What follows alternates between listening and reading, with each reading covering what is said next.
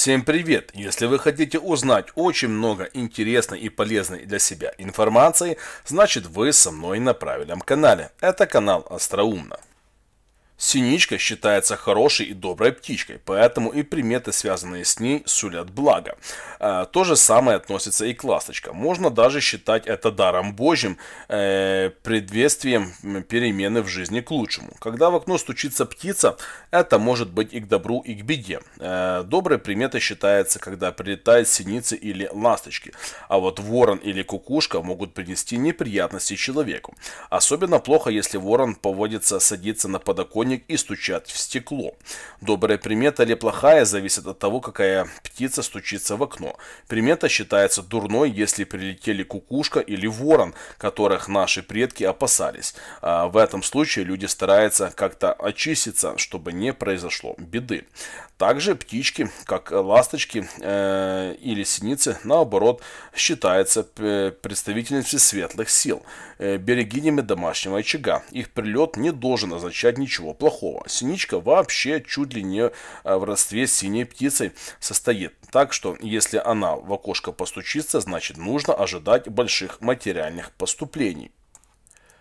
Еще одно толкование такой приметы – получение приятного долгожданного известия от человека или людей, которые очень близки человеку, живущему в данном доме.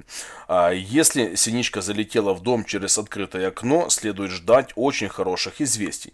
Вполне возможно, что в дом придут сваты, а следом и свадебка зашумит.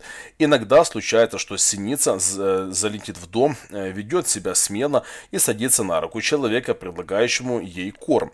Это особенно хорошо, так как в этом случае можно загадывать желание, и одно обязательно исполнится. А уж если синичка еще песенки петь начинает, тогда исполнение мечты придет в очень скором времени. То же самое может произойти, если птица садится на подоконник и находится там довольно долгое время. Когда синичка стучит в стекло, значит она принесла радостную весть.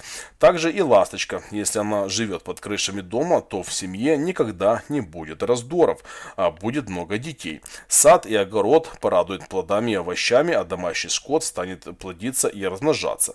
Так что не надо бояться, если синица постучится в окно. Примета это очень и очень хорошая.